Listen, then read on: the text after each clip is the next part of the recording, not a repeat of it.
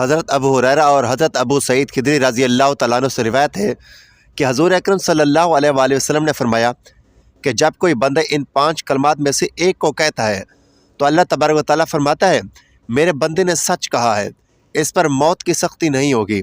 جب بندہ دوسری بار کہتا ہے تو اللہ تبارک و تعالیٰ ارشاد فرماتا ہے میرے بندے نے سچ کہا، اس پر قبر کا عذاب غالب نہیں ہوگا، پل صراط پر ثابت قدم ہو کر چلے گا۔ جب بندہ تیسری بار کہتا ہے تو اللہ تبارک و تعالیٰ ارشاد فرماتا ہے میرے بندے نے سچ کہا، اس پر میزان عمل آسان ہوگا۔ اور جب بندہ چوتھی مرتبہ کہتا ہے تو اللہ سبحانہ و تعالیٰ ارشاد فرماتا ہے میرے بندے نے سچ کہا تو میں اس کی اور اس کے والدین کی بخشش فرماتا ہوں، اگر ان کے گناہ سمندر کی جھاگ کے برابر ہی کیوں نہ ہوں۔ جب بندے 5ویں مرتبہ کہتا ہے تو اللہ رب العالمین ارشاد فرماتا ہے میرے بندے نے سچ کہا، اسے دوزخ کی آگ نہیں چھوئے گی اور جنت کی تمام دروازے کھول دیے جائیں گے۔ وہ 5 کلام یہ ہیں: بسم اللہ الرحمن الرحیم، السلام علیکم ورحمۃ اللہ وبرکاتہ۔ ناظرین، حضرت علی رضی اللہ تعالیٰ عنہ نے ارشاد فرمایا کہ رسول خدا صلی اللہ علیہ وآلہ وسلم ہمارے گھر تشریف لائے۔ میں اور فاطمہ اکٹھے بیٹھے ہوئے تھے اور میں دال صاف کر رہا تھا تو رسول خدا صلی اللہ علیہ وآلہ وسلم نے ارشاد فرمایا اے ابو الحسن۔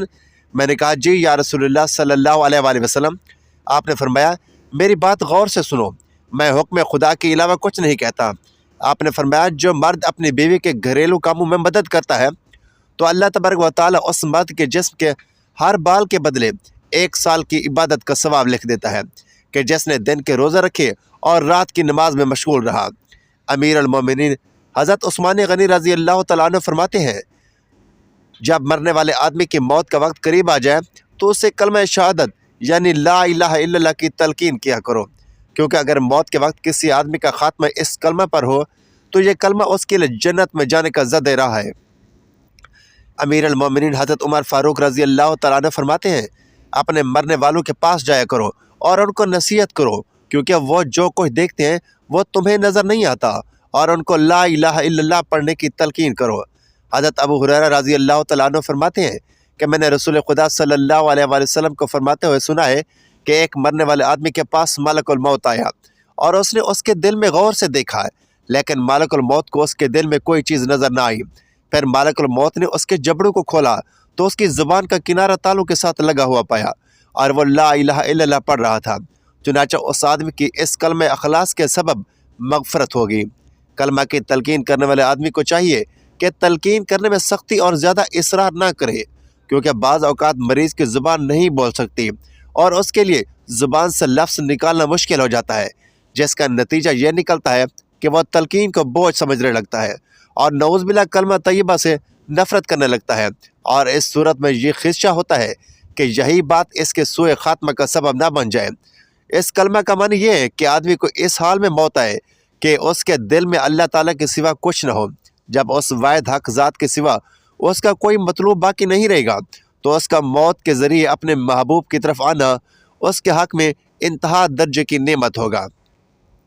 اور اگر انسان کا دل دنیا کے مال و متاع میں مشغول، دنیا کی نعمتوں کی طرف متوجہ اور دنیا کی لذتوں پر افسوس کر رہا ہو اور اس کی زبان پر کلمہ جاری ہو لیکن اس کا دل اس کی تصدیق نہ کر رہا ہو، تو ایسے آدمی کا معاملہ معیشت الہی کے خطرے میں پڑ جاتا ہے، کیونکہ محض زبان کی حرکت بہت کم فائدہ دیتی ہے سوائے اس کے کہ اللہ تبارک و تعالیٰ قبولیت کے ذریعے فضل و کرم فرما دے۔ موت کے سبب موت کے ذریعے انسان پر وہ کچھ منکشف ہو جاتا ہے جو زندگی میں اس پر منکشف نہیں تھا، جس طرح جاگنے والے انسان پر وہ کچھ منکشف ہو جاتا ہے جو نیند کی حالت میں منکشف نہیں ہوتا۔ سب لوگ سوئے ہیں، جب مریں گے تو جاگ جائیں گے۔ موت کے ذریعے انسان پر جو چیز منکشف ہوتی ہے وہ اسے نفع اور ضرر پہنچانے والی اس کی نیکیاں اور گناہ ہیں، اور یہ سب کچھ اس کے دل کے پردوں میں لپٹی ہوئی کتاب میں لکھا ہوتا ہے، جن پر مطلع ہونے سے دنیا کے مشاغل اس سے روکے ہوئے تھے، لیکن جب دنیاوی مشاغل منقطع ہو گئے تو اس کے تمام اعمال اس پر منکشف ہو گئے۔ پھر وہ جس گناہ کو بھی دیکھتا ہے اسے اس پر اس قدر افسوس ہوتا ہے کہ اس افسوس اور حسرت سے چھٹکارا پانے کے لیے آگ میں گھسنے کو بھی ترجیح دینے لگتا ہے۔ اس وقت اسے کہا جاتا ہے تم خود ہی کافی ہو آج اپنی باز پرسی کرنے کے لیے۔ یہ سب کچھ روح کے بدن سے جدا ہونے کے ساتھ ہی دفن ہونے سے پہلے انسان پر منکشف ہو جاتا ہے اور اس کے دل میں دنیا کی جدائی کی آگ بھڑک اٹھتی ہے، یعنی جس دنیا سے صرف زد راہ اور بقدر ضرورت لینے کی بجائے اس پر مطمئن ہو گیا تھا، اس سے جدائی کی آگ بھڑک اٹھتی ہے۔ کیونکہ جو آدمی صرف منزل مقصود تک پہنچنے کے لیے زد راہ لیتا ہے، جب وہ مقصد تک پہنچ جائے تو اسے باقی ماندہ زد راہ سے جدا ہونے پر خوشی ہوتی ہے کہ اس کی منزل اور مراد فی نفسہ زد راہ نہیں تھا۔ یہ اس آدمی کا حال ہے جو دنیا سے صرف بقدر ضرورت لیتا ہے اور اس بات کی خواہش رکھتا ہے کہ اس کی ضرورت ہی ختم ہو جائے تاکہ وہ دنیا سے مستغنی ہو جائے، کیونکہ اب اسے اپنی خواہش اور چاہت مل گئی ہے اور وہ زد راہ سے مستغنی ہو چکا ہے۔ غرض یہ کہ عذاب اور تکلیف کی یہ عظیم اور بڑی اقسام دفن ہونے سے پہلے ہی انسان پر ہجوم کر آتی ہیں۔ پھر دفن کے وقت ایک اور قسم کے عذاب کا سامنا کرنے کے لیے انسان کی روح کو بدن کی طرف لوٹایا جاتا ہے۔ البتہ بعض اوقات وہ عذاب معاف بھی ہو جاتا ہے۔ دنیا سے اطمینان پا کر اس سے آسودگی و آرام حاصل کرنے والے کا حال اس آدمی کی طرح ہوتا ہے جو کسی بادشاہ کی عدم موجودگی میں اس بات پر بھروسہ کرتے ہوئے بادشاہ کے محل حکومت اور اس کے اہل خانے سے لطف اندوز ہوتا رہے کہ بادشاہ اس کے معامل میں چشم پوشی سے کام لیتا ہے، یا وہ یہ سوچتا ہے کہ بادشاہ کو اس کے افعال کا علم نہیں ہے، لیکن بادشاہ اسے اچانک پکڑ لیتا ہے اور اس کے سامنے ایک رجسٹر رکھ دیتا ہے جس میں اس کے تمام فواہشات اور جرائم کا ذرا ذرا اس کا ہر قدم درج ہے۔ مزید برآں وہ بادشاہ بہت زیادہ غالب تسلط، اپنے حرم کے سلسلے میں غیور، اپنی سلطنت میں جرائم کرنے والوں سے بدلہ لینے والا اور نافرمان لوگوں کے سلسلے میں کسی سفارش کی پرواہ نہ کرنے والا ہے۔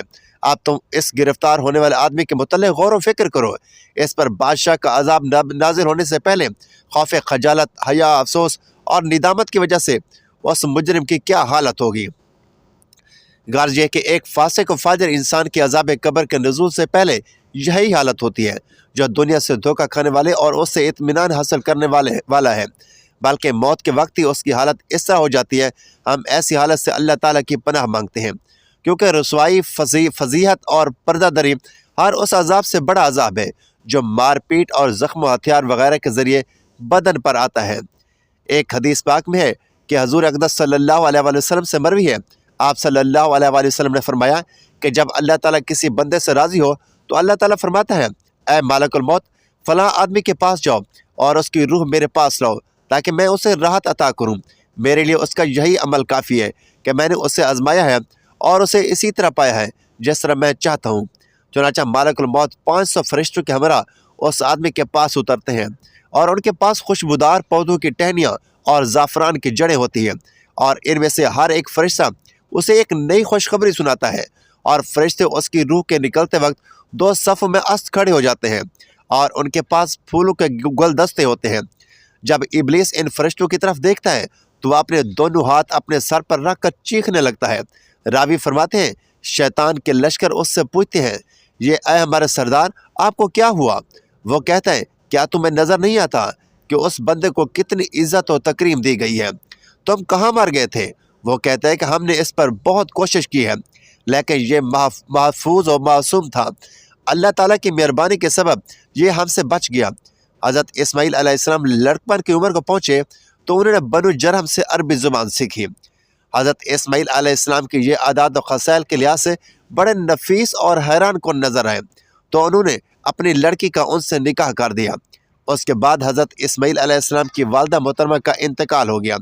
بس حضرت اسماعیل علیہ السلام کے نکاح کر لینے کے بعد حضرت ابراہیم علیہ السلام اپنے چھوڑے ہوئے افراد کا حال معلوم کرنے کے لیے تشریف لائے، لیکن گھر پر حضرت اسماعیل علیہ السلام کو نہ پایا۔ ان کی بیوی سے پوچھا تو اس نے بتایا وہ ہمارے لیے روزی تلاش کرنے گئے ہیں، لیکن انہوں نے گزر اوقات اور معاشی حالات کے بارے میں دریافت فرمایا تو اس نے جواب دیا، ہم پر برے دن آئے ہیں، ہم بڑی ہی تنگ دستی اور پریشانی کی زندگی بسر کر رہے ہیں۔ اس نے ایک اجنبی شخص سے اپنے گھر کی شکایت کی۔ آپ نے فرمایا، جب تمہارا خاوند آئے تو ان کو میرا سلام کہنا اور دروازے کی چوکھٹ بدلنے کے لیے کہہ دینا۔ جب حضرت اسماعیل علیہ السلام آئے تو فضا میں بھی خلیل اللہ علیہ السلام کے تشریف آوے کی خوشبو آ رہی تھی۔ بیوی سے دریافت کیا، کیا کوئی شخص ہمارے گھر آیا تھا؟ اس نے جواب دیا، ہاں، ایک بوڑھا آدمی اور اس شکل و شباہت کے آئے تھے۔ انہوں نے آپ کے متعلق پوچھا تو میں نے بتایا، پھر انہوں نے ہماری گزر اوقات کے بارے میں پوچھا تو میں نے بتا دیا کہ بہت تنگی اور پریشانی میں وقت گزار رہا ہوں۔ تو فرمایا، کیا وہ تمہیں کوئی وصیت بھی کر کے گئی ہے؟ جواب دیا، ہاں، انہوں نے کہا کہ آپ کو سلام کہہ دوں اور یہ پیغام دوں کہ اپنے دروازے کی چوکھٹ بدل دے۔ فرمایا وہ میرے والد محترم تھے، یہ انہوں نے مجھے حکم دیا ہے کہ تمہیں اپنے سے جدا کر دوں، لہذا تم اپنے گھر چلی جاؤ۔ پھر آپ نے اپنی اس بیوی کو طلاق دے دی اور ان میں دوسری عورت سے شادی کر لی۔ حضرت ابراہیم علیہ السلام ان سے دور رہے جب تک اللہ تبارک و تعالی نے چاہا۔ جب ان کے پاس دوبارہ تشریف لائے تو اس مرتبہ بھی لخت جگر کو نہ پایا۔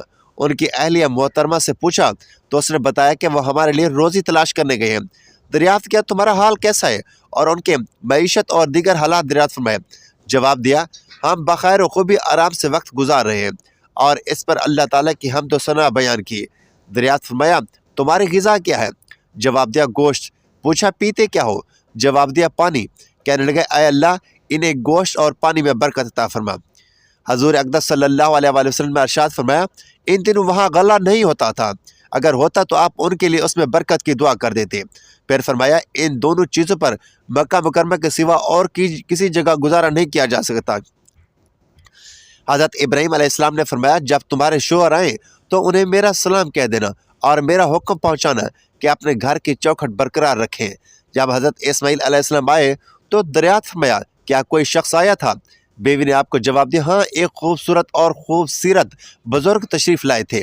پھر ان کی بڑی تعریف کی، انہوں نے آپ کے متعلق دریافت فرمایا تو میں نے بتایا۔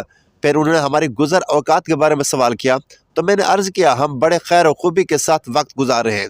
فرمایا کیا تمہیں کوئی وصیت بھی کر گئے تھے؟ جواب دیا ہاں، وہ آپ کے لیے سلام کہتے تھے اور حکم دیتے تھے کہ اپنے گھر کی چوکھٹ برقرار رکھیں۔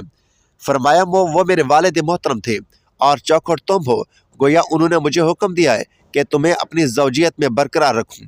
پھر حضرت ابراہیم علیہ السلام ایک عرصہ ان سے دور رہے جب تک اللہ نے چاہا۔ جب اس کے بعد تشریف لائے تو حضرت اسماعیل علیہ السلام چاہے زمزم کے پاس ایک درخت کے نیچے بیٹھے ہوئے تھے اور تیر درست فرما رہے تھے۔ جب انہوں نے اپنے والد محترم کو دیکھا تو استقبال کے لیے فوراً اٹھ کھڑے ہوئے۔ باپ نے بیٹے کے ساتھ شفقت فرمائی اور بیٹے نے باپ کے ادب و احترام کے تقاضے پورے کیے جو ایسے باپ اور بیٹے کے شایان شان تھے۔ فرمایا اے اسماعیل اللہ تعالیٰ نے مجھے ایک کام کا حکم دیا ہے۔ عرض کی ابا حضور آپ وہ کام ضرور کر گزریے۔ فرمایا مجھے تمہاری مدد کی ضرورت ہے۔ عرض کی میں آپ کی مدد کے لیے ہمیشہ تیار ہوں۔ فرمایا مجھے اللہ تعالیٰ نے حکم دیا ہے کہ اس کا گھر تعمیر کروں۔ پھر اس ابھرے ہوئے ٹیلے اور اس کی حدود کی جانب اشارہ فرمایا۔ راوی کا بیان ہے کہ پھر دونوں حضرات نے بیت اللہ کی بنیادیں اٹھائیں۔ حضرت اسماعیل علیہ السلام پتھر اٹھا کر لاتے اور حضرت ابراہیم علیہ السلام تعمیر فرماتے، یہاں تک کہ جب بنیادیں زیادہ بلند ہوگی تو حضرت اسماعیل علیہ السلام اس پتھر کو اٹھا لائے اور دیوار کے ساتھ رکھ دیا تاکہ اس پر کھڑے ہو کر حضرت ابراہیم علیہ السلام تعمیر کرتے رہیں۔ پھر وہ تعمیر کرتے رہے اور یوں عرض کرتے رہے اے ہمارے رب ہم سے قبول فرما، بے شک تو ہی سنتا جانتا ہے۔ بخاری کتاب الانبیاء کی ایک روایت میں ہے کہ حضرت ابراہیم علیہ السلام جس پتھر پر کھڑے ہو کر تعمیر فرماتے رہے اس کا مقام ابراہیم کہا جاتا ہے۔ آپ نے جو کعبہ مشرفہ تعمیر فرمایا تھا اس میں حتیم کی جگہ بھی شامل تھی جسے بعد میں قریش مکہ نے نکال دیا۔ حضور نبی کریم صلی اللہ علیہ وآلہ وسلم نے حضرت عائشہ صدیقہ رضی اللہ تعالیٰ عنہ سے فرمایا کہ کیا تم نے نہیں دیکھا کہ تمہاری قوم نے کعبہ مشرفہ کو تعمیر کیا تو حضرت ابراہیم علیہ السلام کی بنیادوں سے کم کر دیا ہے۔ انہوں نے عرض کی یا رسول اللہ آپ اسے ابراہیمی بنیادوں پر کیوں تعمیر نہیں کروا دیتے؟ فرمایا ایسا کیا جاتا اگر تمہاری قوم کا زمانہ کفر نزدیک نہ ہوتا تو۔ حضرت ابراہیم علیہ السلام اور حضرت اسماعیل علیہ السلام نے گھر کو خوب تعمیر کیا تو حضور اقدس صلی اللہ علیہ وآلہ وسلم کے ظہور مسعود کی دعا مانگی۔ فرمان باری تعالیٰ ہے اور جب ابراہیم کو اس کے رب نے کچھ باتوں میں آزمایا تو اس نے پوری کر دکھائی۔ فرمایا میں تم کو تمام انسانوں کا امام بنانے والا ہوں۔ عرض کی اور میری اولاد سے؟ فرمایا میرا عہد ظالموں کو نہیں پہنچتا۔ اور یاد کرو جب ہم نے اس گھر کو لوگوں کے لیے مرجع اور امان بنایا اور ابراہیم کے کھڑے ہونے کی جگہ کو نماز کا مقام بنایا، اور ہم نے تاکید فرمائی ابراہیم اور اسماعیل کو کہ میرا گھر خوب صاف ستھرا رکھو طواف والوں اور اعتکاف والوں اور رکوع و سجود کرنے والوں کے لیے۔ اور جب ابراہیم نے عرض کی اے میرے رب اس شہر کو امان والا بنا دے اور اس کے رہنے والوں کو طرح طرح کے پھلوں سے روزی دے جو ان میں سے اللہ اور آخرت کے دن پر ایمان لائے۔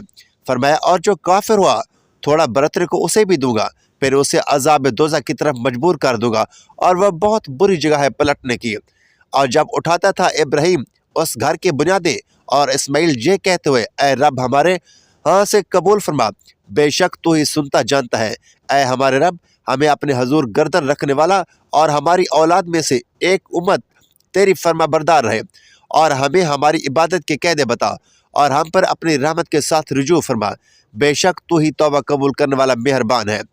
اے رب، ہمارے اور بھیج ان میں سے ایک ایسے رسول انہی میں سے کہ ان پر تیری آیت تلاوت فرمائے، اور انہیں تیری کتاب اور پختہ علم سکھائے، اور انہیں خوب صاف ستھرا فرما دے، بے شک تو ہی غالب حکمت والا ہے۔